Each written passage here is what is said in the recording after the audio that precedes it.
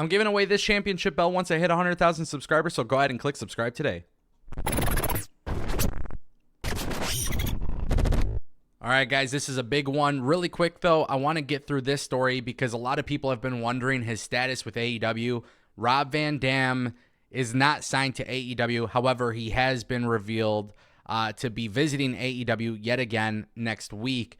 Sean Ross Sapp was talking about this during a Q&A, and essentially he said that Rob Van Dam is back in action next week in Philadelphia for AEW.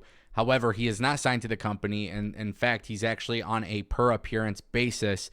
He has yet to sign an official contract with AEW. Now, we don't know if there's actually been a real contract offered to Rob Van Dam or if it's just strictly handshake deal, per appearance, that type of thing. But the reason why I thought this was important to talk about is for two reasons. One, it's being talked about a lot, especially a lot of people will reach out to me like, hey, did AEW sign RVD? He never got a, Rob Van Dam is all elite graphic. And then also, too, it just kind of shows you, a lot of people have kind of asked me a little bit how I feel about this, considering the fact that I've been very open about AEW not necessarily using everybody on their roster. And I think there's one thing I will say here when it comes to Rob Van Dam. He is an incredible talent. He is going to get the big pop. He is going to get the big reaction. AEW brings in Rob Van Dam. That costs money not only to bring him in, but it costs money to get his music that was, his older music, right? There's licensing fees and things like that. So it costs money to bring him in.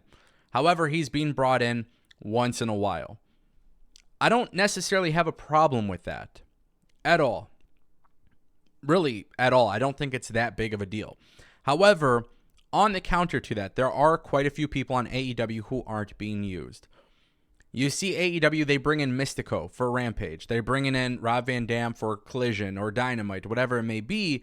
When they do things like this, I can understand why people are frustrated with them bringing in these per appearance matches and then not actually booking people that they have on their show. I get that.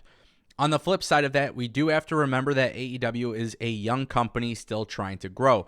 Now, does Mystico or Rob Van Dam help AEW grow? I don't know. I haven't looked at the analytics. I haven't seen anything that tells me yes, but I haven't seen anything that tells me no, and that would obviously require further research. But I will say that if you're going to bring in the Mystico or, if you're going to bring in Mystico or Rob Van Dam, or you're going to bring up anybody for a per appearance deal, you want them in the mix with young and up and coming talent.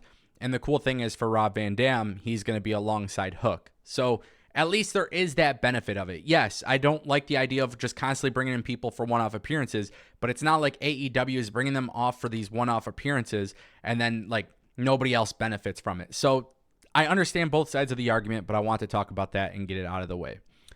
Paul White in OVW. This has actually become a very controversial thing. And of course, you're going to have the trolls. You're going to have the people on Twitter talking about this. And look, I'm not defending AEW, but I'm also very, very fair with my analysis. And I truly am not biased whatsoever. There's a lot of people coming after AEW because Paul White, formerly known as The Big Show, was on OVW last night, live on Fight TV. And basically what ended up happening was Paul White announced a buy one, get one free promotion for when AEW comes into town. And basically there's a QR code, there's a promotion, you could buy one ticket, get one free. I don't think it's fair for people to criticize AEW here. Truth be told, AEW is, look, I don't think their creative right now is that fantastic. There's some things I really like and there's some things I still scratch my head with. But ultimately, they are a business, and this is a business decision. On one side of the coin, you have AEW getting criticized because they have 2,000 people at their show.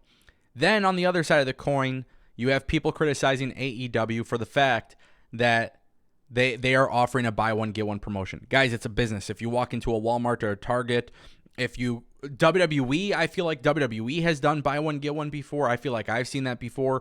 Businesses are going to do whatever it takes to get you to retain, right? It's a retention habit. It's a incentive to retain you.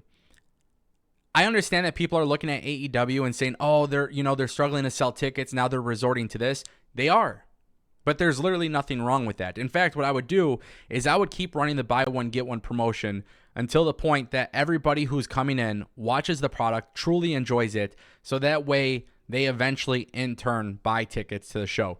I think there's some issues with AEW pricing. I think there's some issues with AEW creative, but ultimately it's a business, and what business doesn't run some sort of buy one, get one incentive? Every company does it. And I just feel like this is one of those situations where people are trying to kick AEW while they're down. And in that point, even though I wouldn't agree with it, it would make sense if no other business did this. But like literally, I've seen so many businesses do this. I really think WWE has too, and I could be wrong. I've never seen WWE go to an indie show and say, hey, we're offering buy one, get one. But I know, I feel like I've seen it before. You can go online and type in a promo code or whatever and get a promotion. At the end of the day, AEW is struggling with tickets, and they're struggling with attendance. Why not try to get that place packed up, make it look as good as possible on TV?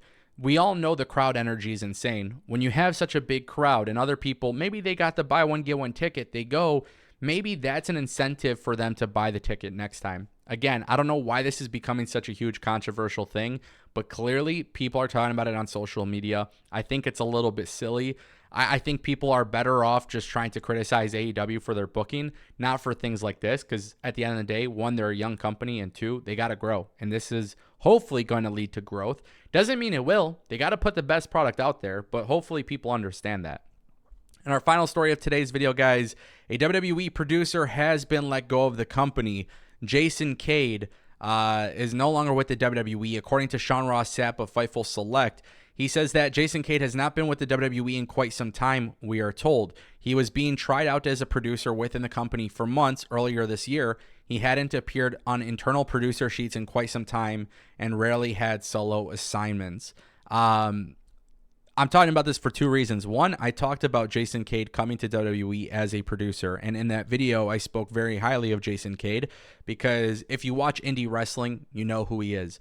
If you don't watch indie wrestling, at the time, I was letting people know this is one of those things where WWE is bringing somebody with experience and is a veteran in the business, and it's a good addition. It's what I often talk about AEW and WWE. When you're bringing in producers, agents, coaches, things like that, you want people who are experienced, right? It's a good thing. It's a good thing for the locker room. It's a good thing for just overall product. Having people who have done it before, who understand what it takes to put on a wrestling match, those are the types of people that you want involved. So therefore, to see that WWE has decided to let him go, it's an interesting decision. I'm going to assume for the fact that it has a lot to do with WWE bringing in Nick Aldis, Bobby Roode, Petey Williams. You know, they have quite a few other producers that are experienced wrestlers. We don't really know the reason for this. I can't say what it was like for him backstage, but WWE made the decision to release him, cut ties with him moving forward. Yeah, we'll see how it goes. WWE has been really, really good lately, but I think a lot of that credit, these guys don't get a lot of credit, but I think a lot of that credit should go to some of the producers and some of the agents. I think the writing team is doing good, but I think you have the right people producing matches. There's a little bit of cohesiveness. They're coming together. They're putting on a good product. So hopefully WWE continues that going forward. And don't forget, I'm giving away this championship belt at 100,000 subscribers. Thank you guys for watching. I'll see you next time.